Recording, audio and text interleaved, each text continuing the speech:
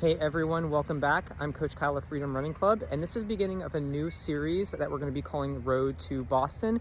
Where we're going to be talking about a bunch of different things related to the Boston Marathon from maybe a different perspective that you've seen these kind of videos. So first off, I want to thank everybody who followed along, commented. We had a really good amount of support for our Road to Gasparilla series. I myself am based in Central Florida in Tampa, and that was just an amazing thing to have like kind of our first like Road to series for a big distance event. If you didn't see those videos, there's a whole series of those pinned to our story or on this page here that you can take a look at. We really enjoyed doing that, but that was going to be more from sort of an insider perspective, somebody who myself have run Gasparilla a bunch of times, or for people that I've trained, from someone that lives right in that area. For this Road to Boston series, we're going to be taking a little bit of a different approach. Now, I've been coaching distance athletes for 13 years, had a bunch of people that's run in Boston, but I don't live in the Boston area. So this is going to be more for a slightly different approach for people that are maybe getting ready for the Boston Marathon. So we're going to be talking about some very specific things,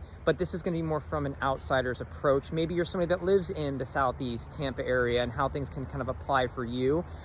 This might be a good thing. Maybe it's somebody who's running their first ever Boston Marathon who wants some tips, or somebody in that situation, send them this first video. This might be helpful for them in that respect. But what we're going to do here, since I've been to Boston, helped people through this quite a few times, as we get closer to it, we're going to still talk about things like race day logistics, that kind of thing, where you can do your shakeout runs when you get up there, what to expect when we get to that point.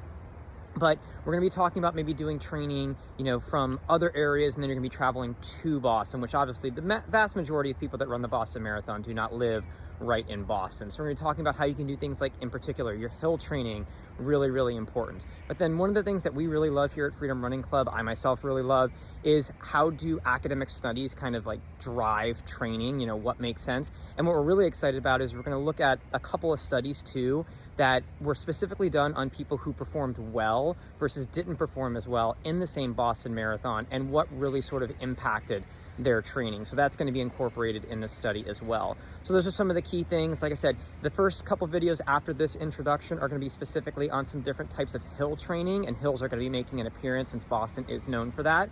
But one thing that I also really want to kind of like get across as we get into this, the Boston Marathon being one of the 7 soon to be 8 world major marathons, it's really prestigious just to get into it. And the reason why I myself personally think that the Boston Marathon is maybe the most prestigious as an American, I think Berlin and some of the other ones might argue that point, but the fact that this is the one where most people get in specifically because you earned it, you ran a time that really mattered to get into it. Yes, there's charities, there's probably some other ways that you can get in, but the vast majority in this major marathon, which is the smallest in terms of field size of the world majors, is that you ran a time. So this is really a celebration of people doing this. All these races really are, but this one in particular, I think because of that specific aspect, really does, warrant this.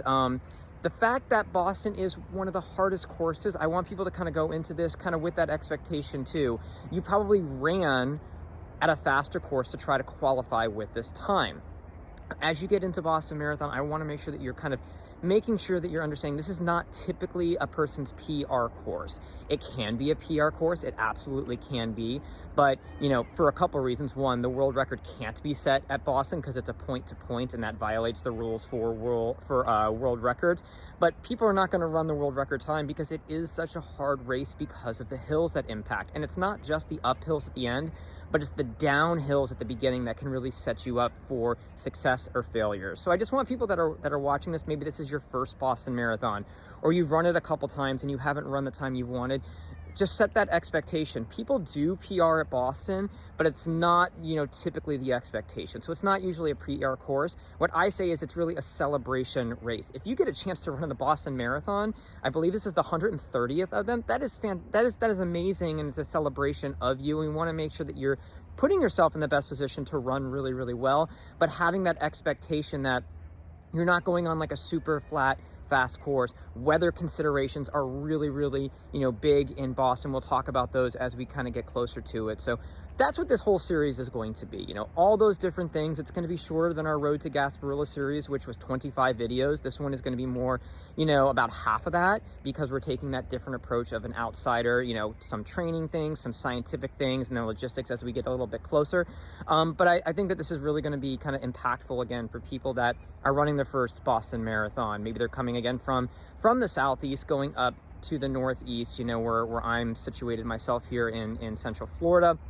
And also maybe people that haven't run the time they're looking for and could make some small changes as we get to this. We are expecting that, you know, again, we're kind of maybe in the middle of a training block. We assume that we're filming this here at the end of February, that you're probably in a situation where you've already been kind of generally prepping, you've done some good miles. So we're kind of starting with that expectation here when we're talking about hill training, that you've had training on you, that you're not starting from the beginning. You're probably hopefully not starting from the beginning here if it's the end of February and you're getting ready for Boston here in like 2 months. So just kind of keep those things in mind. That's going to be the idea behind this series. But if you do have any specific questions about your own situation, things that maybe apply to you specifically, or just you want some clarification on something I said, please ask us in the comments down below. Would love to help you in any way that I can.